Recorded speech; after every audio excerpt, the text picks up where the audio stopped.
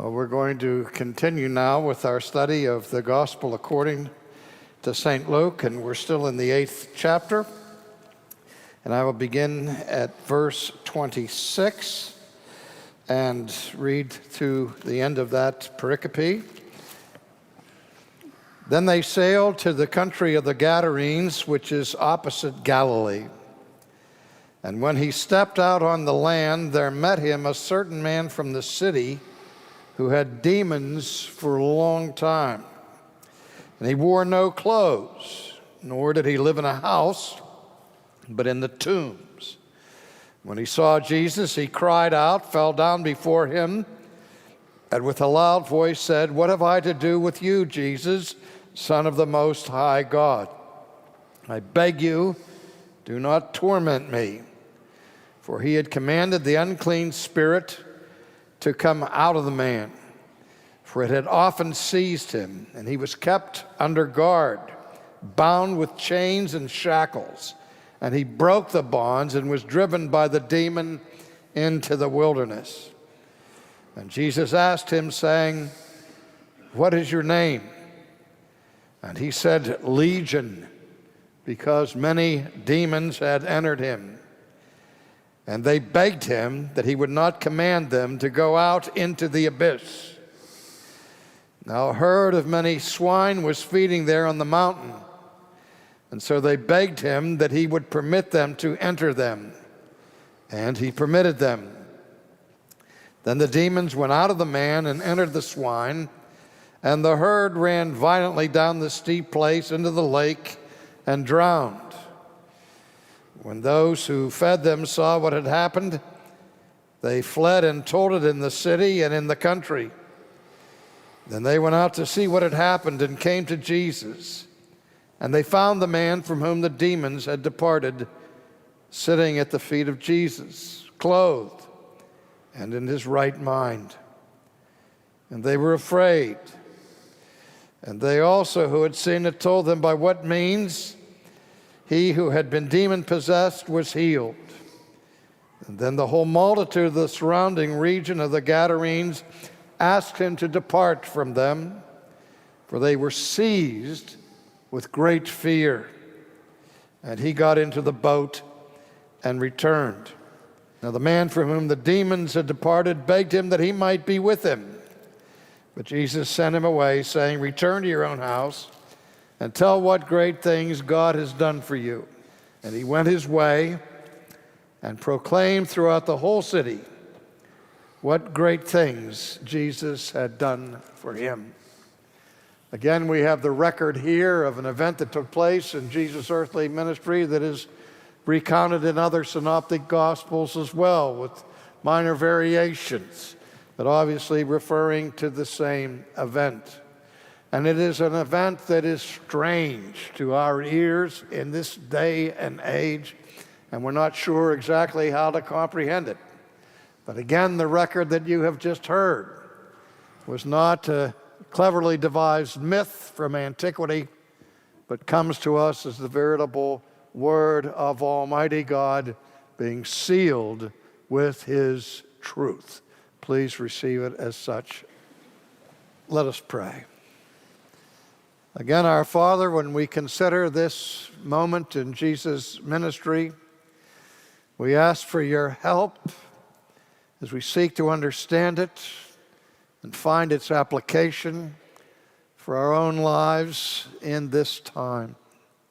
And so be merciful to us by visiting us this morning with the Holy Spirit, that he may illumine this text for our understanding, and may he take its message and use it to pierce our hearts for our sanctification and for the glory of Jesus. For we ask it in his name. Amen.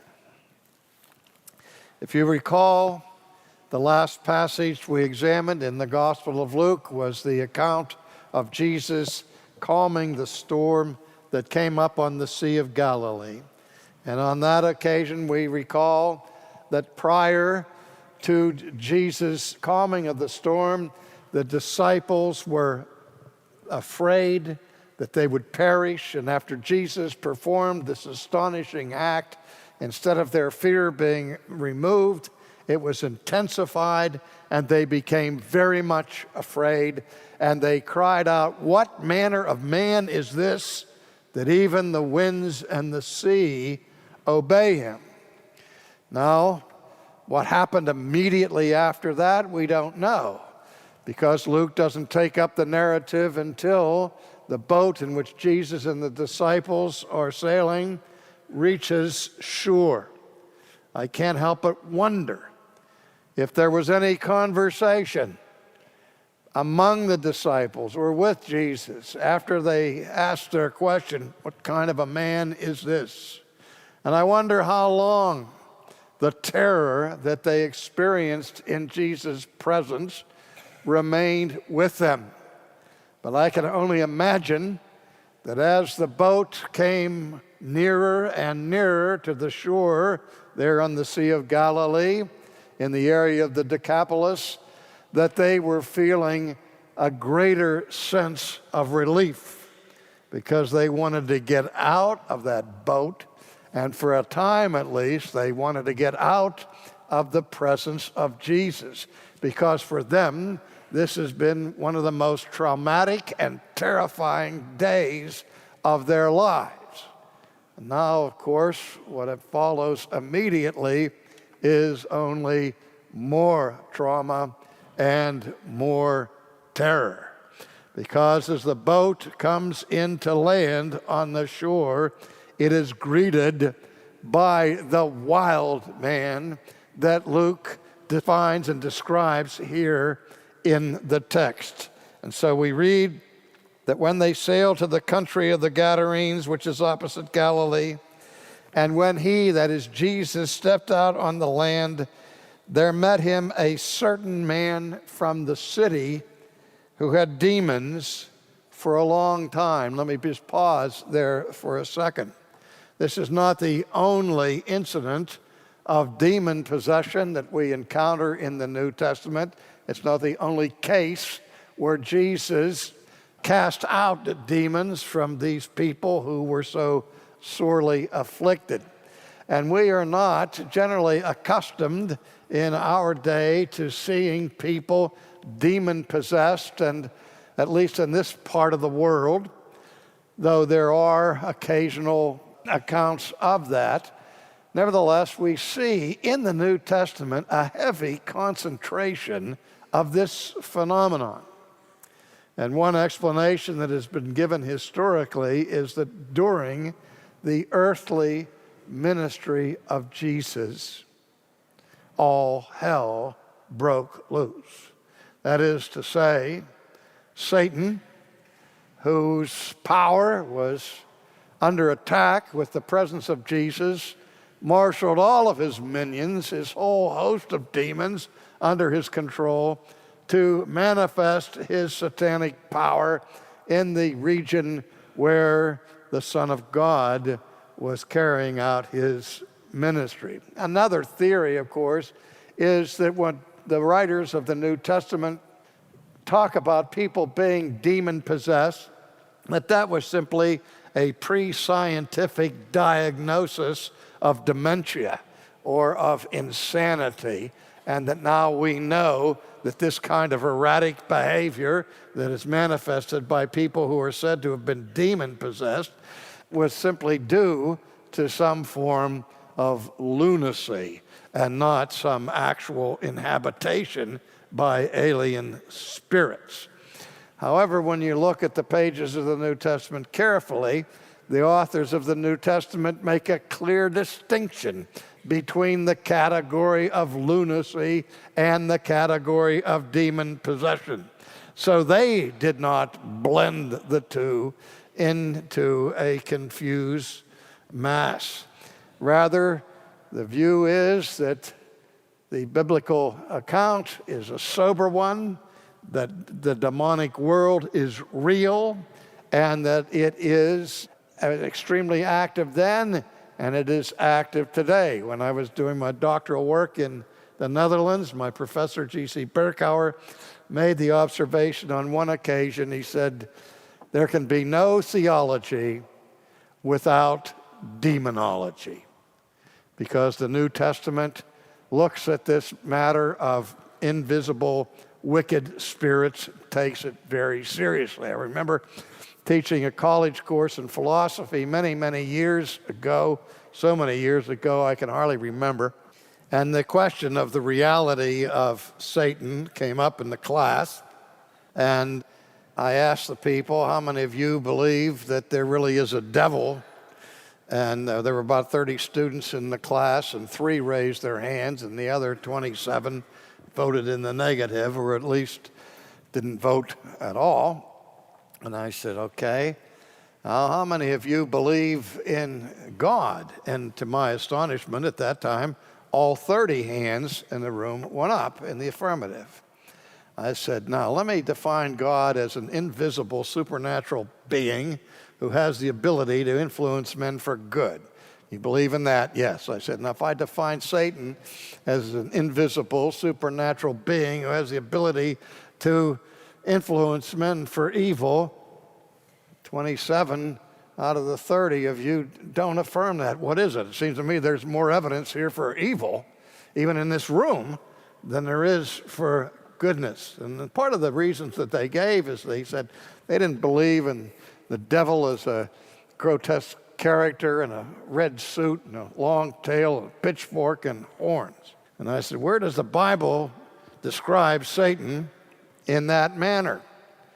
In fact, the very opposite is the way the devil is described. He's described as an angel of light who goes about seeking to devour as he will.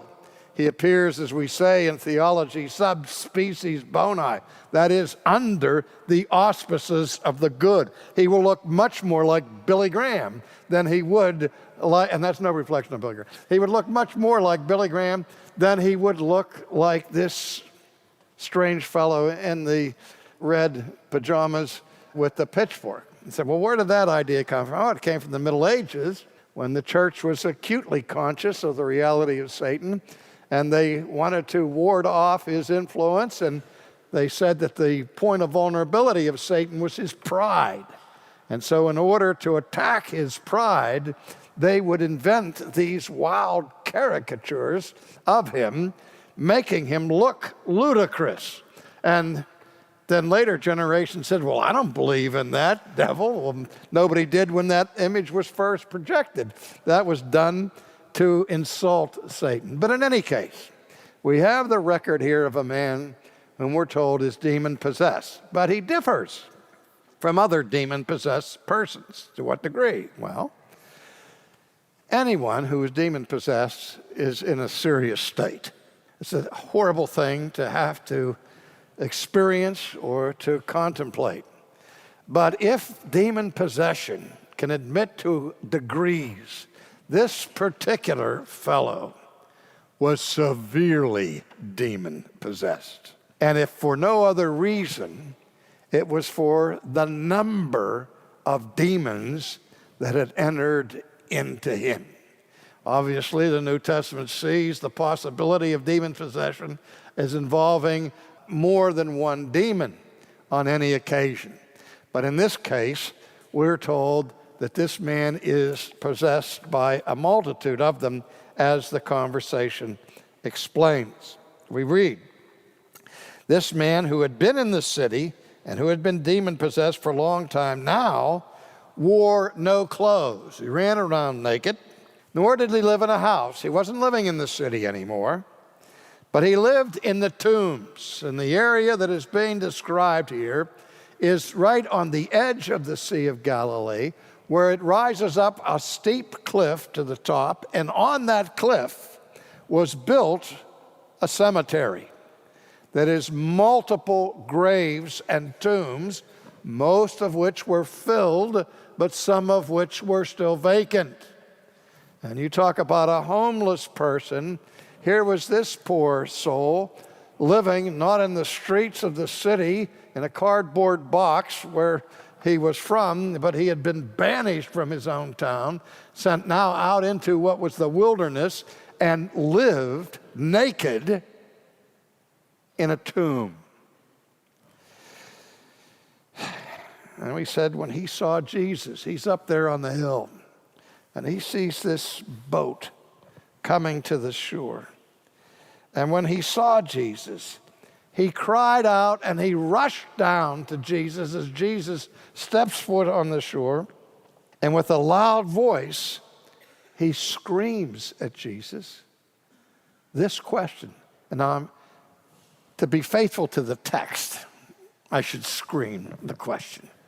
But I don't want to scare you to death. And so I'll just try to do this in a normal tone of voice, because I might scare you to death if I imitated a demon, which some of you would call method acting. Thank you. I try to have humor that's a little bit subtle, but maybe it's just too early in the morning. I don't know.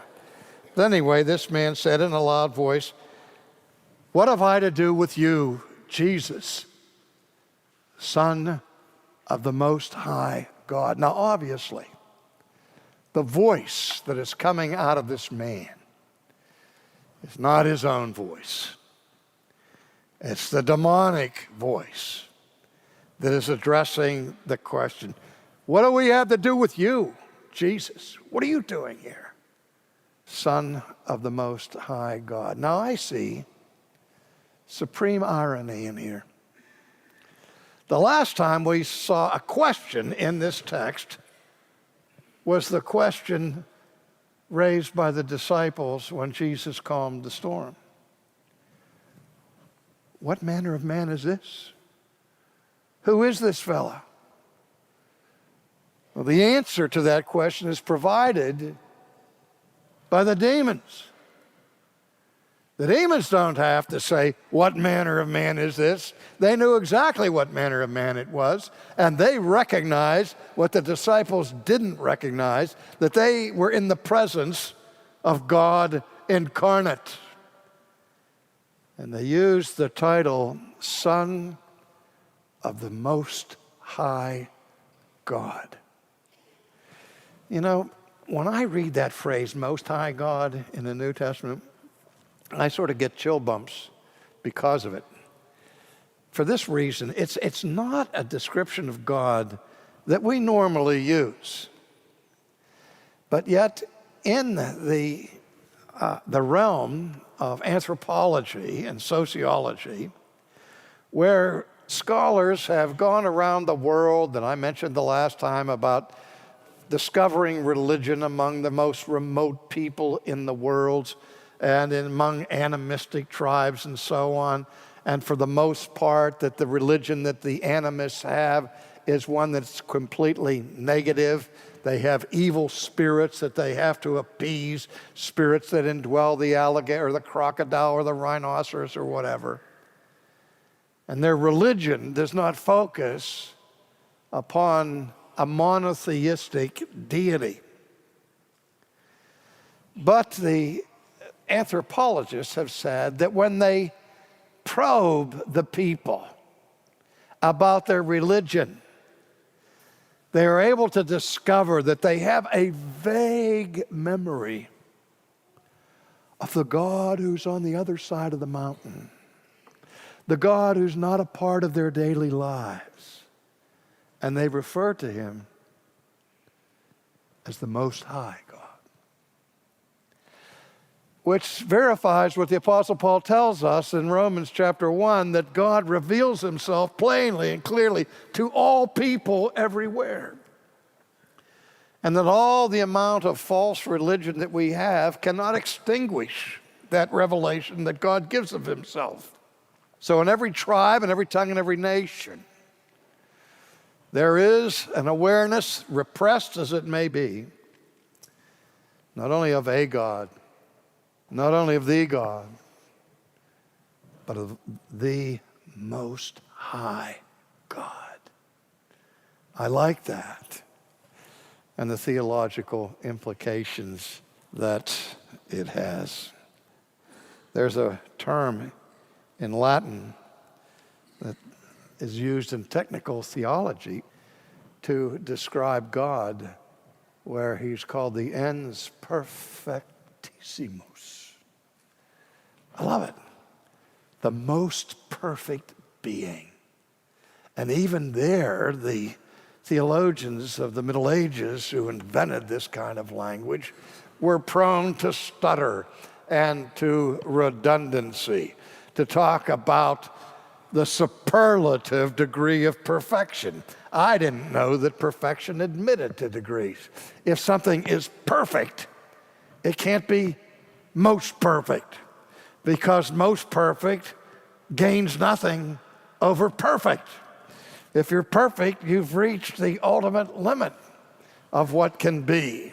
But as a matter of intentional hyperbole, the theologians spoke of the most perfect being, because they couldn't find an adequate way to extol the perfection that resides in God. And now these demons understand that. And they recognize Jesus. And now it's not the men in the boat that are terrified. It's the demons who are terrified. And they're the ones who are saying, "What are you doing here? Have you come to torment us?"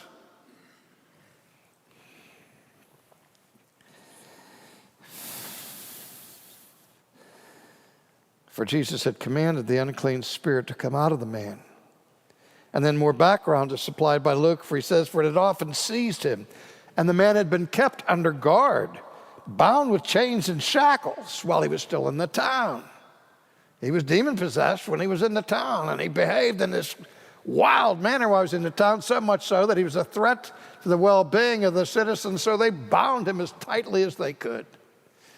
But no matter how tightly they bound him, this man found a way to break his bonds and free himself.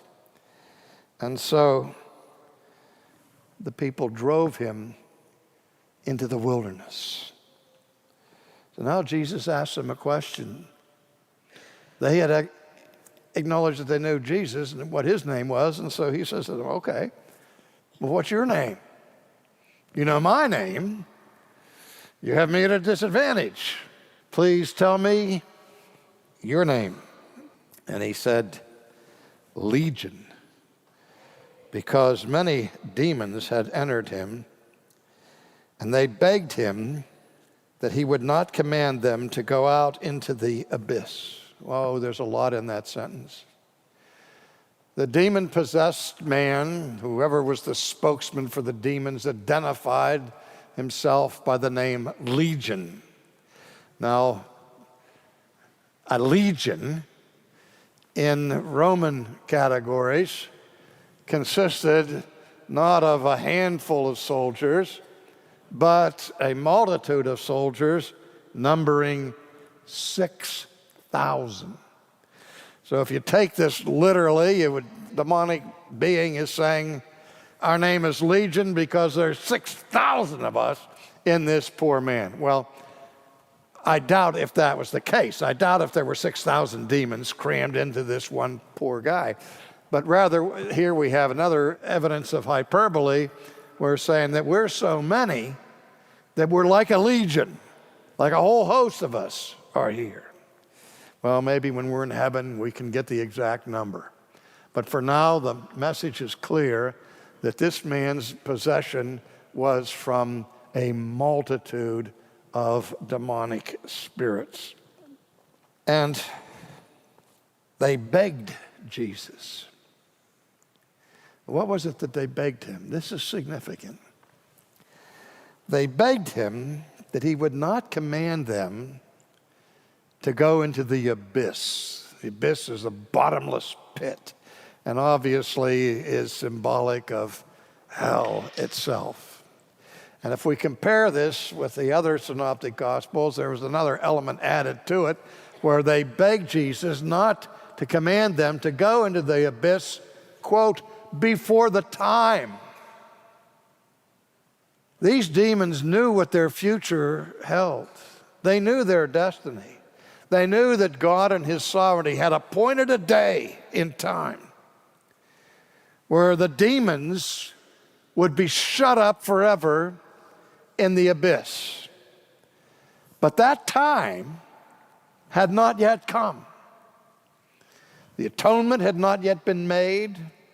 The kingdom of God had not reached its consummation as it would at the end of the age. And in fact, the demons knew that the day in which they would be sent into the abyss was way off in the future. At least that was the theology they had been taught by the prince of demons, Satan himself. Well, Jesus knew that kairos, that time that God had appointed, was not yet. And so on the surface, it seems as though Jesus now is negotiating with these demons because they are reminding him that it's too early to be sent into the pit. And we see then that Jesus doesn't send him into the pit. And some commentators look at that and they say, what's Jesus doing here? Surrendering to the pleas and to the wishes of these evil beings. But he's not. Jesus acknowledges by his actions that it isn't the time to send him into the pit. But it was time for them to come out of this man. And so Jesus responded in this manner, as Luke tells us. There was a herd of many swine feeding there on the mountain. And they begged him that he would permit them to enter them. And he permitted them.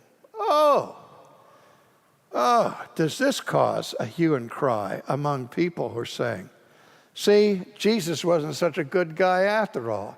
He was unfair, unjust, and gave cruel and unusual punishment to these animals. In fact, there were those in the town that wanted to start a whole movement called Save the Swine and make the swine protected species, lest this Jesus ever come back into their village again. But you know, Jesus understood the difference between human beings and the beasts of the field. Jesus created the world, and he knew that the animals were created for man, not man for the animals. Jesus knew nothing of a world where fish eggs were protected and unborn human beings were destroyed. That was as foreign to his way of thinking that anything could be. Well, I read in the paper this past week, by the way, a lady wrote a letter and said, criticized some man for questioning the legitimacy of abortions, with the same old argument. She knew before she read the rest of the whole article that it was a man that wrote it, because men know nothing about pregnancy. And men, of course, obviously are incapable of making any kind of analyses of ethical issues. Only women can do that. And she said, reciting the mantra that you hear all the time, abortion is a matter between a woman and her doctor. Right? And I think of that. I mean, now there's an intelligent observation, and I wanted to hear her say next. And bank robbery should be a matter of choice. It's a matter between the robber and the banker.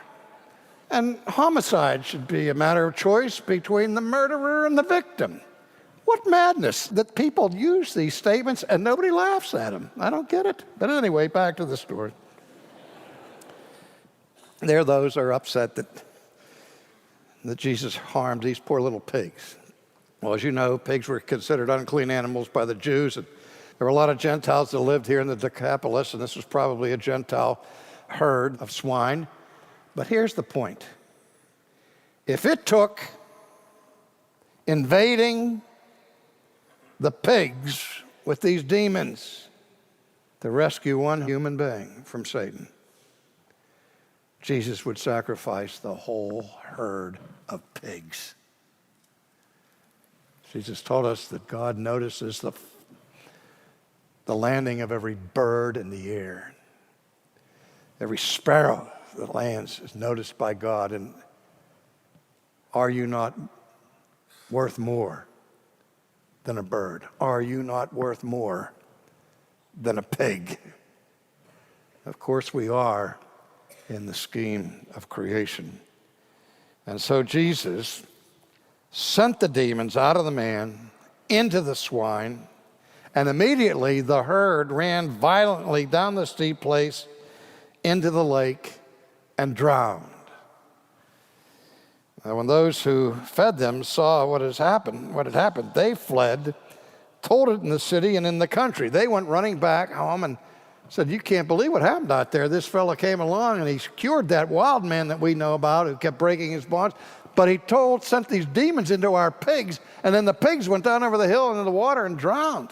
Now we've lost the whole herd." So they went out to see what happened, of course, and they came to Jesus and found the man from whom the demons had opened sitting at the feet of Jesus, clothed now and in his right mind. Not only had Jesus calmed the sea, he healed a human being who was tormented by demons and now was in his sound mind. And what was the response of the townsmen? The same response the disciples had on the boat on the Sea of Galilee. And they were afraid. Now, the reason why they sent that man out to the tombs in the first place is because they were afraid of him. And now they come and they find him calm, clothed, in his right mind. And they're scared. What does this tell you? They also, who had seen it, told them by what means the demon-possessed man was healed.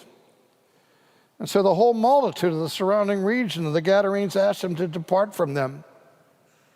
When they heard how this man was healed, they didn't ask Jesus to come into the city and set up a practice. They said, "Please leave." As I mentioned the last time, nothing terrifies human being more than the presence of the holy. And these town people realized that they were in the presence of one who was holy and they were not, and they wanted him out of there. You wonder why Jesus was killed? He wasn't killed because he was bad. He was killed because he was holy, and he had to be done away with. So Jesus got into the boats and left. But the man from whom the demons had departed begged him, and went up, grabbed the gunwale of the boat, said, "Please don't leave. Stay here. Take me with you." Jesus said, "No, return to your own house and tell what great things God has done for you." And he went his way and proclaimed throughout the whole city what great things the Son of the Most High God had done for him. I don't know that I was ever possessed by demons, but I was certainly in bondage to sin, like every unbeliever is, and served Satan rather than God, as every unbeliever does. But once God rescued me, he gave me the duty and you the duty to proclaim his great works to the whole world.